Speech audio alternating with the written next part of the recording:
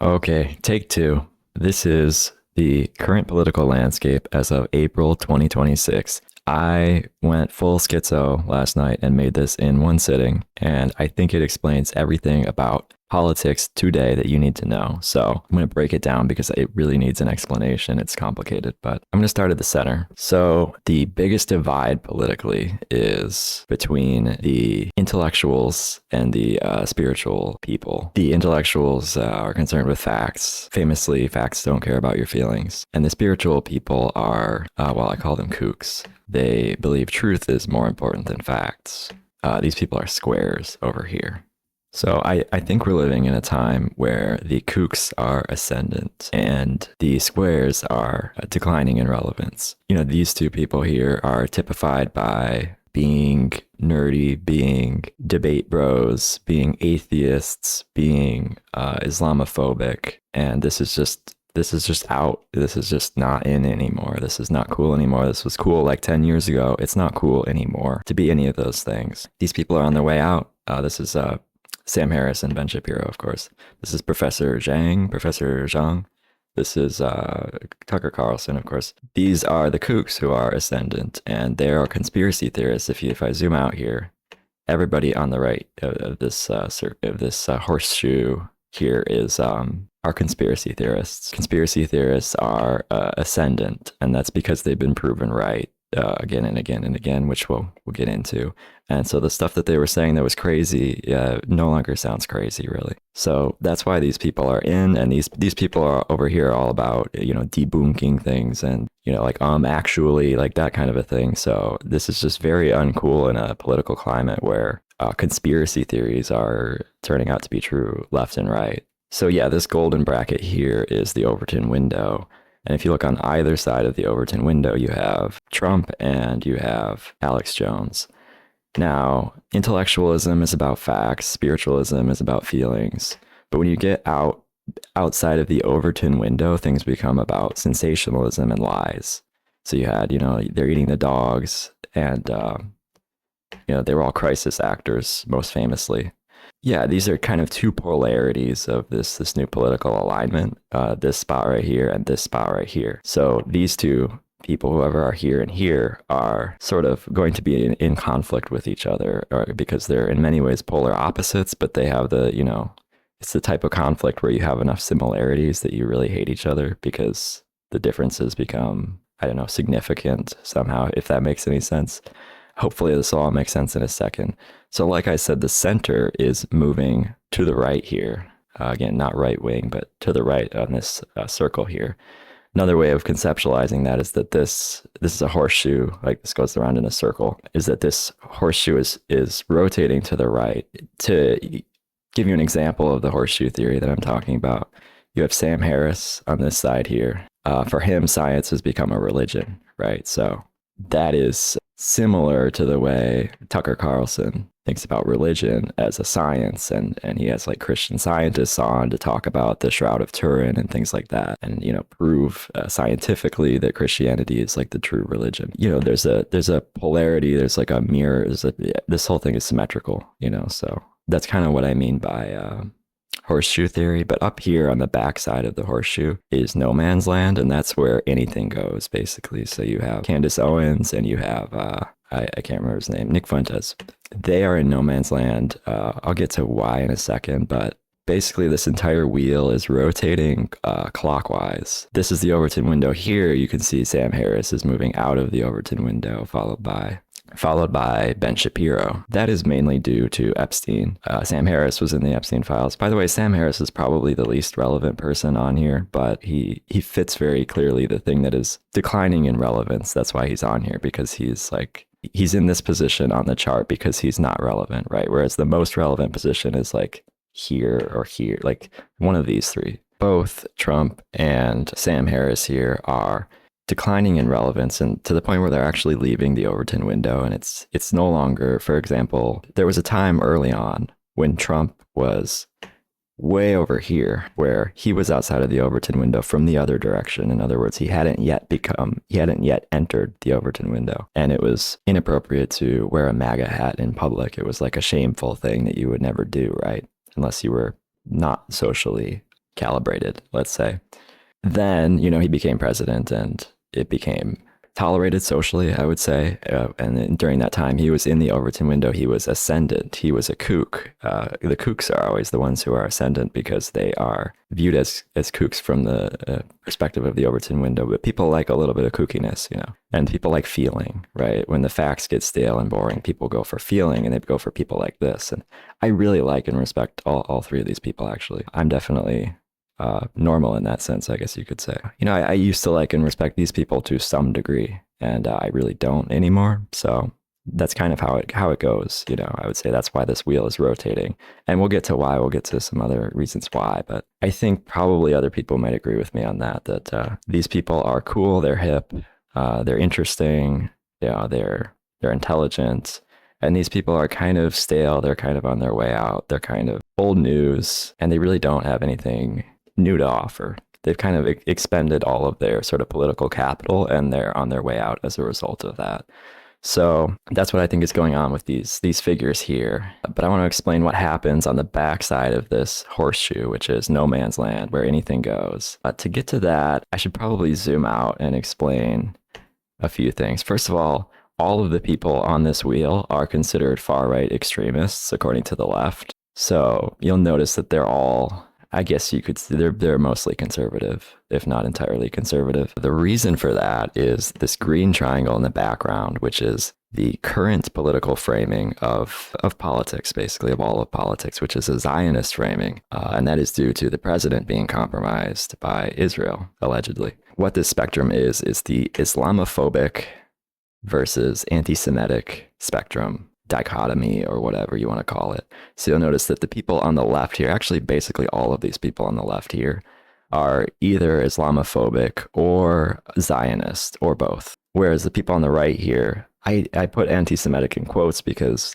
I don't believe any of these people are really anti-Semitic, but they have all been called anti-Semitic. So you have Islamophobes on this side, anti-Semites in quotes on this side here. As you can see, Islamophobes are on their way out, and that's mainly due to the war crimes of Israel. But you got to keep in mind that all of the framing of politics right now is about this spectrum of Islamophobic versus anti-Semitic. And everybody who wants to play in this political game has to have an opinion on this issue of Islam versus Judaism. And that is why the left is not participating in this conversation, because they don't want to be Islamophobic or anti-Semitic. And you really have to pick a side because the narrative is being defined by Zionists. The left is just out to lunch because they can't participate. You have a third option here, which is the top of the triangle, which is to be both Islamophobic and anti-Semitic. And you're allowed to do that in no man's land, which is, again, on the backside of the horseshoe here. You have Nick Fuentes and Candace Owens. I don't know enough about them to say that they're Islamophobic or anti-Semitic, but they've probably both been called both of those things, and that's why they're outside of the Overton window, and you don't hear too much about them anymore. I would say, at least I don't. Yeah, no man's land, the backside of the horseshoe, is the furthest that you can be from the Overton window, as you can see here. The Overton window's down here. It's these four. These are four people that you can politely talk about in conversation with family or on the dinner table at holidays or with strangers. These two out here, Trump and Alex Jones, you might get away with it, but it's probably best to avoid talking about them. These two are two that you really probably don't want to talk about in polite society right now. But I want to talk a little bit about the way this circle rotates, right? So I already went over that it's the Islamophobes that are on the way out and the quote-unquote anti-Semites that are on the rise. That is just the current framing. I mean, it hasn't always been that way, obviously. So it may be a long time that this green triangle here is the framing under which politics is happening, right? Everybody has to have an opinion. They have to say, do you condemn Hamas? That was the thing for the longest time. And then it was, does Israel have a right to defend itself? Does Israel have a right to exist? Calling people anti-Semites. This is all part of the framing that we're in right now, and that is determining a lot of who is ascendant, because it's beneficial to call out Israel and be called an anti-Semite and then defend yourself, and it makes you sort of the underdog. And for now, that is those are the people that are ascendant, are the people who are criticizing Israel. They're not necessarily anti-Semitic. So if you'll notice here, like I said, all of these people would be considered far-right extremists according to the left, at least according to the far left. They don't take any of these people seriously. They don't like conspiracy theorists. They don't like sort of traditional Republicans. They definitely don't like the far right. And this over here is the actual far right, which is Trump and Nick Fuentes. Over here, you have the dissident right. This is mostly a split between two factions on the right because the left is so irrelevant right now. So when this circle rotates, what is going to happen and what has happened in the past? If I can give you some examples of how this wheel turns and how people move along this continuum here. I talked a little bit about Trump. You've had Candace Owens, for example, used to be, I believe, at Fox News. I remember her being a very establishment person, similar to Megyn Kelly or Tucker Carlson, right? These were all sort of establishment political commentators. And at that time, they would have been somewhere in this Overton window, but then they shifted out to the left here, sort of jumped the shark, right? Like somebody like Candace Owens with her transvestigations or whatever. You had somebody like Alex Jones, who, again, I don't know if he was ever in the Overton window, but he was in no man's land for a long time because he got this thing wrong here. He was wrong about this. As a result, he was banished to no man's land, where you don't have any political relevancy in no man's land. But I think he's had some degree of like a mea culpa and admitted that he was wrong on at least that thing without really budging his core message.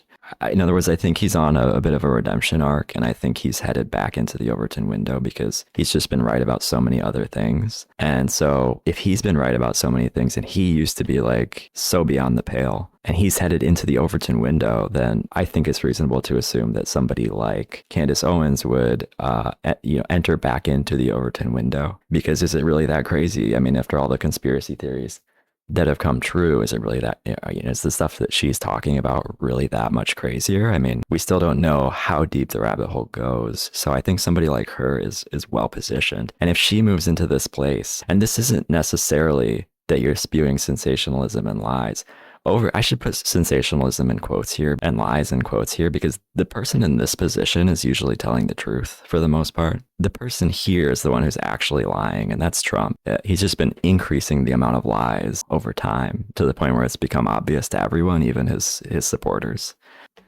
I think you're going to see Candace Owens move into this spot, Sam Harris move into this spot here. And again, these are the polar sort of opposites, the poles of the political alignment that we have now.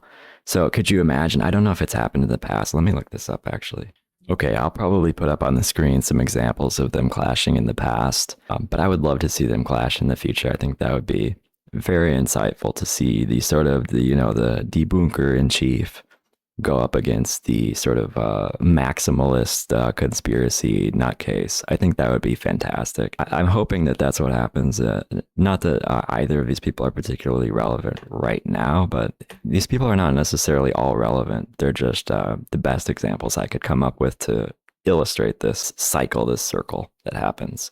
And you don't necessarily keep going around the circle forever. A lot of people fall out of the circle completely. And we're going to get to some of those people in a second. Okay, so while editing this video, I realized I forgot to talk about Tucker Carlson and his potential to become president. So let me go over that real quick. So if you look at where Tucker is positioned right now, he is in an ideal position to take the spot of predictive history here, the professor, which is the ideal spot to be in, because imagine it like a slope here, right? Like a bell curve, right? When you're at the center here, that is when you have the broadest coalition of people that appeal to you, right? You're in the center of the Overton window. Tucker is, you could argue he's already there, or he's approaching it very soon. When you're there, you're at your peak. And I think Tucker is definitely approaching that critical mass of people that would give him the opportunity to run for president. Now, he says he doesn't want to. He says he's not interested, but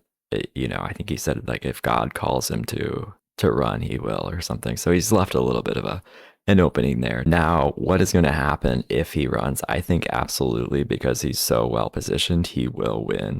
I don't think there's anybody in the political landscape right now that could beat him. I don't think AOC or anybody on the left could beat him. We'll see. I mean, anything's possible. But I think what would be likely to happen if Tucker were to win, which I think he could, is he would continue along this continuum in a very similar path that Trump has taken, because Trump ran on this anti-establishment outsider campaign, right? And now all of that has been exposed as lies, right? But at the time, it felt plausible. You know, it really felt plausible because there was nobody like that who had ever ran before. So I think what people are going to be thinking about Tucker is that he is kind of the same, right? Maybe he'll deliver where Trump failed. And I think you could go one of two ways. Let's say one is the way that Trump has gone, which is that you get into office, you're at the peak of your, you're a cult of personality, you're at the peak of your political relevancy. And then I think with Tucker, the thing is, it's similar to Trump in that he has been an establishment figure in the past. You know, he's talked about his dad was like CIA or something, right? So there's these ties to like the deep state or to the establishment. I think one possible outcome would be that he gets elected and ends up doing the bidding of the deep state, much in the same way that Trump has, and ends up not shaking things up in the way that people want, and ends up leaving in disgrace, much as I believe Trump will end up doing. The other option is that he succeeds where Trump failed. And the reason I think that might be the case is because he has something that Trump does not have, which is religion. He has faith. Let me put it this way. Trump has no principles. He believes in nothing. He's opportunistic. He's selfish. He's aggressive. He's perverted. He's perverse, right? He's all these things because there's no higher power other than himself. And it's the exact same problem that these people up here have, right? This guy, I don't think he's really a practicing, devout Jew, right? He believes in like the supremacy of the Jewish race, right? He's a Jewish supremacist. He was or is. Have we gotten to him yet? It depends where I put this in the video. But anyways, these guys up here as well, as far as I know, they're all atheists, right? That's the problem, is that these people put no power above themselves. They think that they are the center of the universe and they are beholden to no one. And that's the problem. And that's why Trump has fallen from grace. Because he stands for nothing, he believes in nothing, and he has no faith. There's nothing, he has no sense of morality, right? Because that comes from a higher power, a belief in a higher power. He doesn't have that. Tucker does. And I believe it's sincere in Tucker's case. So I think that may allow him to deliver where Trump failed. I'll be curious to see. I don't think he's going to run, but I think if I was a betting man, if I were to go on Polymarket and place a bet, I would. Right now, I think my money would be on Tucker to be the next president. But yeah, so he's moving into this new this position of the center. It's not so much that he's moving; he's not changing. It's that the center is moving to. I guess they're warming up to him, you could say, and that means that he has a lot of potential right now. He is in probably the best position to capitalize on changing political tides. And if he wants to, I think he can be president. I really do. And the fact that he's saying he doesn't want to, I almost feel like makes him more appealing, right? Because you don't want somebody who's hungry for power. You want somebody who is deeply spiritual, right? So that I find really appealing. I'd be cautiously optimistic about him, I would say. So I just had to put that in. So I think that explains everything in the center here. Now we can go to the periphery and talk about some of these people here. I think I'll start on the left. So here you have the box of shame. Yeah, these people are not popular. I think that's an understatement. I fucking hate all three of these people, to be honest, especially this guy here. This guy, I mean, I don't know what else to say. I've said too much. Then you have the kids table. These are people that have been cucked by Trump, essentially. So these are all people in Trump's cabinet. Some of them I think have left, but these are people who have basically bent the knee, humiliated themselves in one way or another, and gone back on their values in one way or another in order to appease Trump. And many of them run cover for the pedophile elite, right? So you have Dan Bongino and Kash Patel, who got into office talking about getting in there to release the Epstein files, and then once they get in there, they say, Kash Patel says, "Oh, we don't have anything. There's nothing here. Don't you think if I had something, I would give it to you?" If there was a video of some guy or gal committing felonies on an island and I'm in charge, don't you think you'd see it? Like, no, we don't trust you, you know. We don't trust any of these people anymore. And that's why they're on the outside, right? Because nobody trusts these people anymore, really. Tulsi Gabbard, she was very anti-war, and now she's a part of an administration that is continuing the legacy of wars, endless, purposeless wars in the Middle East. So she's become quite the hypocrite. Marco Rubio, who I believe was called Little Marco by Trump during the debates years ago. Don't worry about it, little Marco. I will. All right, well, let's hear Big Don. Donald. Don't worry about it, Don't worry about it, little Marco. Gentlemen. I don't know about you, but I would never work for somebody who called me a name like that. That's humiliating. I don't know what to say. JD Vance, RFK Jr. If you remember RFK Jr. eating the hamburger, that infamous photo, being forced to eat a McDonald's hamburger by Trump. I mean, yeah, that's a tough one.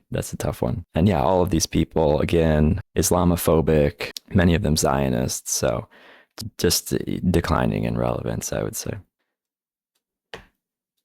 Okay, over here you have the old squad. I'm sure you're familiar. I would say they're declining in relevance mainly because of their inability to be either Islamophobic or anti-Semitic. But also they don't really have a lot to say on this core debate of intellectualism versus spiritualism. I'd say they're more on the intellectual side, which is, it doesn't bode particularly well for them. So I would say they're kind of declining in relevance, although, you know, we've had the No Kings protests and things like that. So there still is a hunger there for people populists who represent left-leaning populist ideals. I don't think they're out of the race yet, but they just don't have anything to contribute to the main conflict and narrative. And by the way, this could just be my political bias that like these are the people that I follow, especially these three. I really like these three. So maybe this is biased. Maybe I should make one of these charts for the left. That might be interesting. But yeah, these people, you're not hearing a ton from them. And if you are, it's like some scandal, like some Ilhan Omar scandal. That's not great. That doesn't really bode well for them. But taking their place, you have the new squad, which I would say is ascendant. And this is kind of old news, but basically these three, this is Ro Khanna, Thomas Massie, and Rand Paul. It's kind of an interesting ragtag political coalition. I believe you have a Democrat, a Republican, and a Libertarian. So kind of an interesting political alliance, which is sort of they're just dissident. They're not aligned with right or left. And they are the ones calling out the pedophile elite, right? As opposed to these people over here who run cover for them. And this is the reason that these people are in decline and the reason that these people are ascendant somewhat, although they're always under attack. And I labeled them in purple because they're kooky from the perspective of the center or the establishment. They're definitely oddballs. They're not conspiracy theorists or kooky. They're really just basing things on the conspiracy theories like Epstein that have been proven to be true. I like these guys. I respect these guys. I think that they have supplanted the old squad. I'm calling them the new squad. They've got the energy that these three used to have. Okay. So I think that's everything on the bottom half of the chart here. I hate to do this to you, but we have to talk about the top of the chart, which is all of this is irrelevant because a satanic pedophile, transhumanist, globalist elites control everything. So it really doesn't matter what these people do down here. The entire narrative is being controlled by these satanic bad people.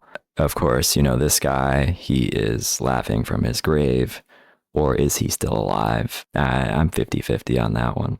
And then you've got the transhumanists who are anti-human. That's really what transhumanism is about. It's about humans being weak and inferior and needing to be supplanted by AI or by superhuman elites or something. So these guys, I would call them Satanists. I would connect them to the devil, but they're atheists ultimately. I think atheists, the problem with atheism is that you can become sort of a useful idiot that the devil can use in order to, corrupt the world or destroy the world. And I think that, these sort of egg-headed autistic people are very prone to that fate, So they're not, directly satanic, but they are useful idiots that actual satanic forces can sort of channel themselves into in order to, I don't know, corrupt the souls of everyone or enslave everyone or destroy the planet or whatever. So yeah, I mean,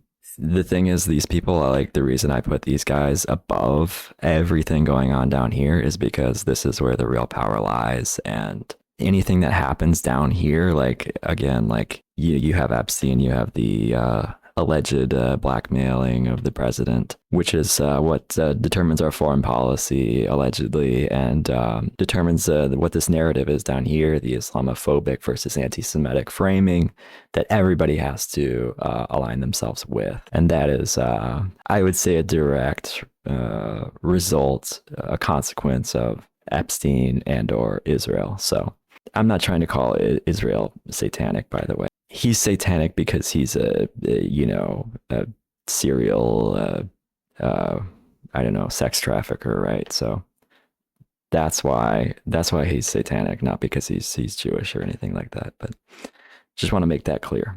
And yeah, at the top you have, I don't know, something spooky and scary that all of us at this point kind of sense exists, but nobody can really put a finger on it because it's secret. It's esoteric. It's metaphysical. It's spiritual. It's satanic, right? And these people down here are the ones who can speak to it. They can talk about it because it's not rational, because it's not factual. It's true. This is the thing: is truth is more important than facts, right? Like, facts can lie.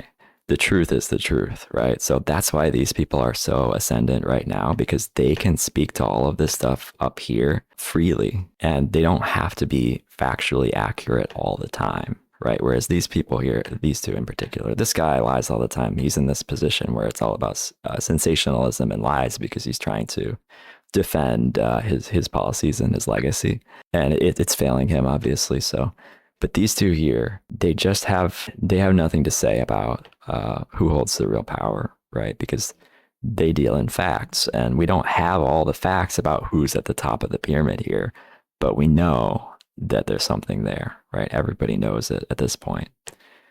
And we know who the sort of people on the next tier down are, right? These people here. Yeah, that's why people on the right side of this circle here are all conspiracy theorists, because they are able to call out the pedophile elite. They're able to speculate wildly without having to, bring receipts or quote their sources or anything like that. They can speak basically from the heart. And that's what people are craving. That's what people want. That's what brings people into the Overton window, is talking in terms of feelings and in terms of intangible things. And that's why these people are so popular, right? Like, the reason I put the professor here is because I believe this is basically a quote that I'll play it right now. Look, I think that the problem with education is that it focuses too much on facts, too much on rigor, and not enough on imagination. Too much on facts. Do you hear yourself? It sounds, I mean, what do you mean too much on facts? Look, I know this sounds strange, but there is a difference between facts and truth, right? Facts are what can be independently verified by other sources. Truth is a deep understanding of the world that allows you to understand why things are the way they are, as well as make certain predictions. Okay, one more brief aside. Listen to the very next question that is asked of the professor. They look at some of your rhetoric and they see that you don't just criticize Zionism or Israel, as many people legitimately do. You talk about this pretty far-right concept of Pax Judaica, a new world order centered around Israel. You have a video called Dawn of the Jews, in which you seek to answer the question, why is it that Jews are so dominant? Surely you understand why a lot of people think at best you're trafficking in pretty anti-Semitic tropes, and at worst, you're a card-carrying anti-Semite when they see that stuff. Okay, I just thought that was fascinating, that pivot, that hard pivot to that being the very next question. After Professor Zhang explains his philosophy, which is this truth being more important than facts, he is immediately attacked with the, but aren't you anti-Semitic attack. So I just thought that was fascinating. That's why these two are right next to each other, because there's this guy calls everybody anti-Semitic, and this is the guy that he would most definitely call anti-Semitic. And again, all of these people on this side are considered anti-Semitic. So just a little bit of an aside, I thought it was relevant. I thought it typified the dynamic that you're seeing here in this chart. So anyways, so yeah, that's why he's in this position here on the chart, because I think he really typifies this attitude where it's like he's close to the center because he's like a pretty reasonable guy who he's well read, he's intelligent, but he's not beholden to facts. He's not, he thinks they're basically overrated, which I think is something that people on the right side here have in common. They're speaking more in terms of their personal truth. People crave this. Like I crave this. I want to hear from people who speak in terms of a spiritual war, because those are really the terms that we're living in, right? Like this up here is the framing and the reality that we live in. I think that's everything. I think that's about everything. So here it is, current political landscape as of April 2026. I would love to do more things like this in the future. So yeah, you know what to do. I think I'm going to leave it there. Stay healthy, go outside, get some fresh air, and don't think too hard about these guys up here. Don't think too hard about any of these people. These are all just actors, so crisis actors, one might say. So just live your life and be happy, be healthy, take good care of yourself. And that's about it. I'll see y'all. Bye.